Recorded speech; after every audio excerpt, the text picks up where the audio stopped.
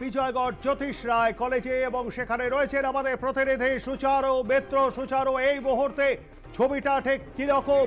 আর মাত্র কিছুটা সময় তারপরেই শুরু হয়ে যাবে ভাগ্য নির্ধারণ। যাদবপুর কেন্দ্রে শেষ হাসি কে হাসবে সেটার জন্যই ভাগ্য নির্ধারিত হবে। সুচারু,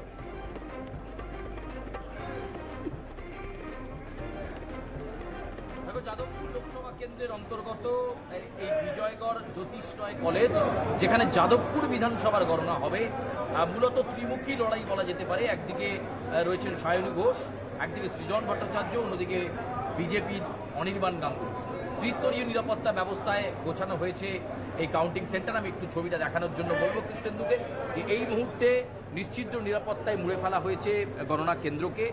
যাদবপুর বিধানসভার গণনা হবে এই জ্যোতিষ রায় কলেজে এবং ইতিমধ্যেই যাদবপুর লোকসভা কেন্দ্রের অন্তর্গত শুধুমাত্র যাদবপুর কেন্দ্রের আমরা একটা ছবি এখানে দেখতে পাচ্ছি এবং যে 7টা বিধানসভা রয়েছে প্রত্যেকটা ঘরে একটা করে টেবিল ইনচার্জ রয়েছেন এবং এআরও রয়েছেন। তারা প্রত্যেক রাউন্ডের গণনার ফলাফল পৌঁছে দেবেন এবং আমরা দেখতে পাচ্ছি যে ত্রিস্তরীয় নিরাপত্তা বেষ্টনী রয়েছে, কেন্দ্রীয় বাহিনী রয়েছে এবং সেই সঙ্গে রয়েছে কলকাতা পুলিশের সিনিয়র পুলিশ অফিসিয়ালসরা এবং ইতিমধ্যেই গণনা কেন্দ্রের জন্য যে প্রস্তুতি থাকে সেই প্রস্তুতি চূড়ান্ত রয়েছে। বিভিন্ন সংশ্লিষ্ট রাজনৈতিক দলের যারা কাউন্টিং এজেন্ট রয়েছেন তারা গণনা কেন্দ্রের ভেতর প্রবেশ করতে শুরু করেছেন।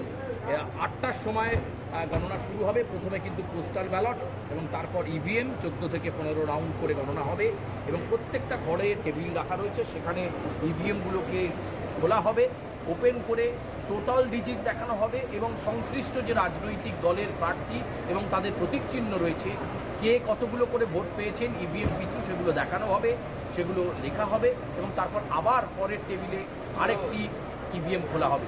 এইভাবে প্রায় 1 থেকে 14, কোথাও কোথাও 15 রাউন্ড, কোথাও আবার 16 রাউন্ড রয়েছে যাদবপুর লোকসভা কেন্দ্রের 7টি বিধানসভার গণনা এবং প্রত্যেক রাউন্ডের পর রিটার্নিং অফিসার এবং এআরও যারা রয়েছেন তারা পৌঁছে দেবেন গণনার প্রতি মুহূর্তের লেটেস্ট আপডেট এবং তারপরই আমরা জানাতে পারবো যে প্রাথমিক ট্রেন কী রয়েছে।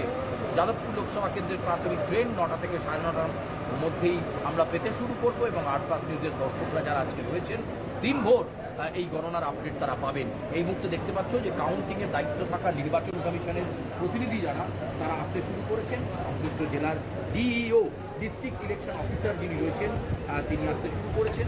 এছাড়াও আরও অনেকে রয়েছেন যারা ইতিমধ্যেই এই যে লোকসভা কেন্দ্রের গণনা সেই লোকসভা কেন্দ্রের গণনায় তারা প্রবেশ করছেন এবং ডিস্ট্রিক্ট ইলেকশন অফিসারের উপস্থিতিতেই এই ভোট গণনা পর্ব হবে এবং সেখানে নির্বাচন কমিশনের প্রতিনিধিরাও থাকবেন এবং তুমি যাদবপুরের ছবিটা দেখতে পাচ্ছ। একেবারে রাজ্যের অন্যতম গুরুত্বপূর্ণ এই কেন্দ্র এবং এই কেন্দ্রে কি হতে চলেছে তার দিকে তাকিয়ে রয়েছে কিন্তু আমজনতা, সাধারণ মানুষ এবং সাধারণত 10টা থেকে ভোট গণনার প্রাথমিক ট্রেন আসতে শুরু করবে এবং সেখানে একটা সার্বিক চিত্র ফুটে উঠবে কে কাকে পেছনে ফেলে এগিয়ে গেলেন এবং এইভাবে গণনা চলতে চলতে একেবারে শেষে এসে বিজয়ী যে প্রার্থী হবেন তাকে সার্টিফিকেট প্রদান করা হবে রিটার্নিং অফিসারের তরফে এবং যাবতীয় প্রস্তুতি কিন্তু এই মুহূর্তে হয়ে গিয়েছে প্রবীণ। আর বলা যেতে পারে মিনিট 10, 15 এরকম সময় পর্যায়ে একদম ডট 8টাতেই কিন্তু পোস্টাল ব্যালট গণনা শুরু হয়ে যাবে। বেশ, ধন্যবাদ আমাদের সঙ্গে থাকবার জন্য সুচারু। কথা বলছিলাম আমাদের প্রতিনিধি সুচারু মিত্র সহযোগে।